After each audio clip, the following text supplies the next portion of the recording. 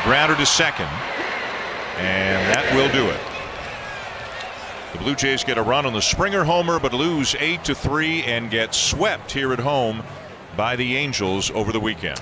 Yeah, a very tough series, and like we said at the top of this series, you can't take any major league club lightly, and the Blue Jays saw a good effort on Friday night from Reed Detmers, the lefty starter. Ohtani was great in his outing yesterday.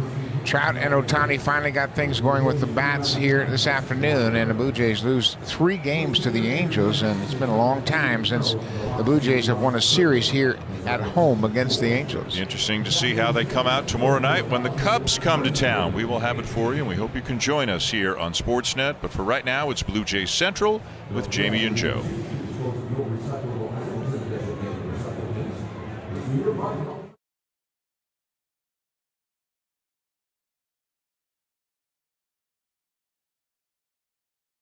Dan, what a change in fortunes for a team that came off the road and looked unbeatable, and they were highly beatable over 3 games. We'll discuss why with Joe Siddall. From the outset, Friday's game started so poorly, and it seemed to set the tone for 3 games in total, Joe. I don't think anybody saw this coming, Jamie, especially after the road trip that they just finished in New York and Boston. In fact, I think everybody was looking for the Blue Jays to continue their good plan, to continue swinging the bats, but it started early in this series Friday night. In the very first inning, a misplay by Vladdy here. Now, we know physical errors happen, but the weekend just kind of continued in the same mode. The next day, first batter of the game, Bo comes up, can't field the ball cleanly, leadoff runners on. And then, of course, today, the list goes on, and I think the one that stands out more than anything is this Teoscar play at second base, not running hard, not sliding, not trying to beat the guy to the second base bag. So much wrong there because it would have scored another run for the Blue Jays. And there are just a lot of explanations that need to be made. But anytime a team is not hitting, they look listless. They just do not look good at their craft and what they're doing.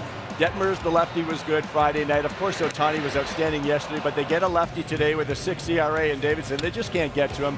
The ground balls continue. They continue to pound baseballs at the most inopportune times, and I think we can center that on Vladdy especially. This is a guy that needs to start getting the ball in the air, and I think that's got a lot more to do now with his hitting mechanics than anything else. Your big boys have to perform, and that's clearly not a lot of people performing when we see the numbers that we are seeing over the course of this week. And now the great part about this game, as we always say, tomorrow is a new day, and I think because this team is who they are and because they're a good team, they're 10 games over 500. This is a playoff team, and it can turn on a dime tomorrow, yes. But it doesn't just happen. So we'll see what happens. These are situations where I would be willing to bet, as we are speaking right now, the doors of the clubhouse are closed. Somebody is going to take charge. I'm not sure if it'll be the manager.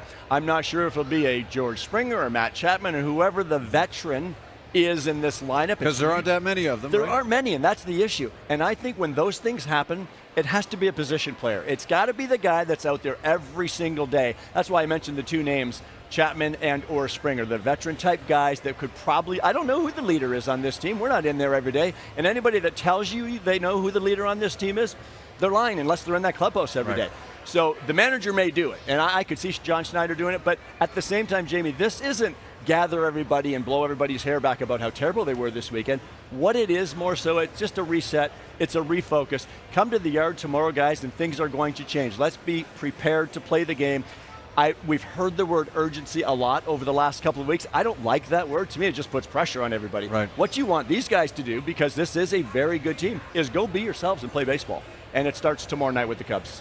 Thought it was appropriate, given the outcome of the weekend, that George Springer hits a 9th inning home run and the jacket is nowhere to be seen, as Buck Martinez so eloquently stated. Maybe they put it in the freezer for a while. So some people might be thinking, well, this is only the Blue Jays. The Blue Jays are like this. They're streaky, and yes, they are. Consider they came out of the All-Star break. Remember, as soon as the All-Star festivities were over, they went to Fenway Park and swept 3 games from Boston and got on this nice little run. And then a series that finished up in Baltimore, 2 games, a loss there. They came home, they couldn't beat Cleveland. They couldn't beat the return trip of the Orioles, and that was an issue. Then they go out on the road again. They take 3 of 4 in New York. They sweep Boston again, and now they're mired in an 0-3. And you might say, well, this only happens to the Blue Jays. Look at the Yankees right now. We're going to go to their game in Oakland in just a second. The Yankees are 9-15 in the month of August. The Houston Astros, running away with their division, had a terrible April. You can look it up. The Blue Jays contributed with a couple of victories in Houston. The Los Angeles Dodgers, by record the best team in all of baseball, got swept in a 3-game series at home by Pittsburgh, one of the worst. Is this baseball? Baseball. Right. It's a 162-game schedule. This is why I reiterated this yesterday after another tough performance against Ohtani, but now you see the performance today, and it's got more to do not just with the physical errors, but the mental errors. Those are the ones that drive a manager and coaches batty. Those are the ones that aren't acceptable because you want your players prepared to play the game. But absolutely, when you play 162 games in a regular season schedule, you are going to have some bad days. You are going to have some bad series, some bad weeks. Now, the playoff teams are probably not going to have bad months, and that's what we've seen with this Blue Jays team. Inconsistent, sure, but most teams are at the major league level. This team is still 10 games over 500.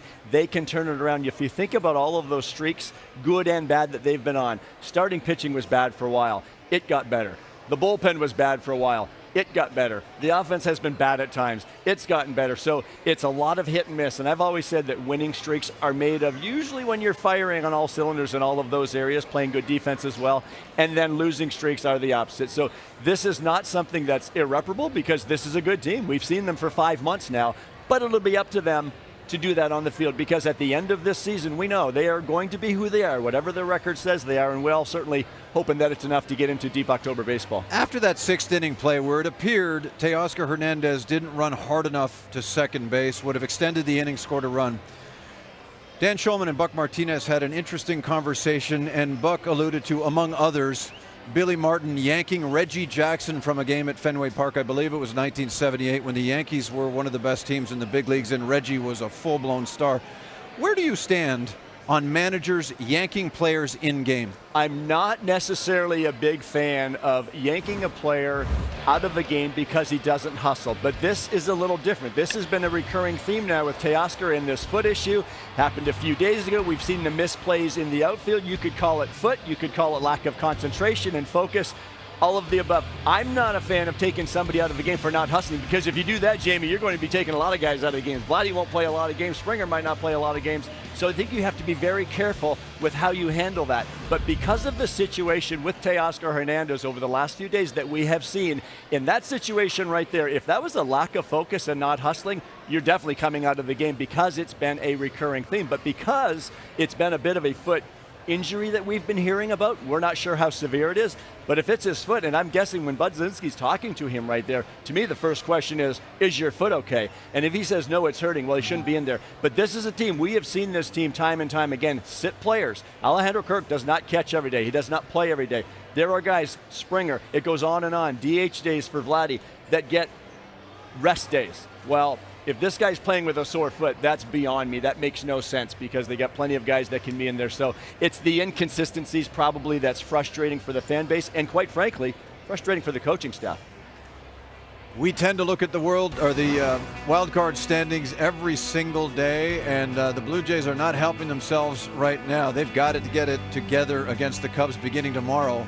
Last I checked, Houston was doing Toronto a favor, leading 2-0 over the Orioles, but that was about 5 minutes ago when I checked, so that could have changed. Apparently it's now 3-0 in favor of Houston, so that is at least somewhat helpful, but the fortunes have to change as soon as possible, and those fortunes come against a guy who has 4 innings pitched in the major leagues. Joe, righty, going for the Cubs, and I'm not going to risk mispronouncing his name because I haven't heard of him. He's a righty. Those guys give the Blue Jays trouble sometimes. We do know that Jose Barrios is going for the Blue Jays. So I guarantee by Blue Jays Central tomorrow, I'll know how to pronounce the Cubs pitcher's name. 6:30 Eastern, 3:30 Pacific. Thank you for watching the game today. Off we go to Oakland with the home team leading 3-0.